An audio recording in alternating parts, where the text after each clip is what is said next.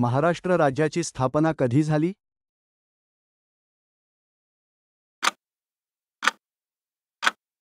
1 मे 1960.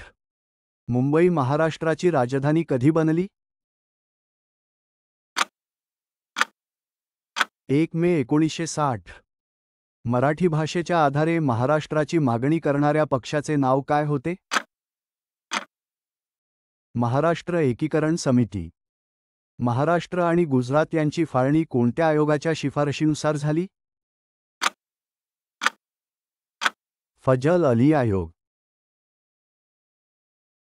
संयुक्त महाराष्ट्र चळवळ कोणत्या वर्षी सुरू झाली? 1960 साली. नागपूर करार कोणत्या वर्षी झाला?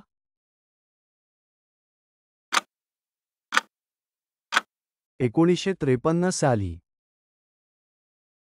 महाराष्ट्र आणि गुजरात यांची फाळणी झाल्यावर गुजरातची राजधानी कोणती ठरली? गांधीनगर.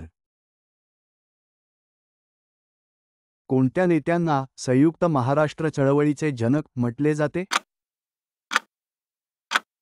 स. म. जोशी आणि अच्युत पटवर्धन. महाराष्ट्र राज्याचे पहिले मुख्यमंत्री कोण होते?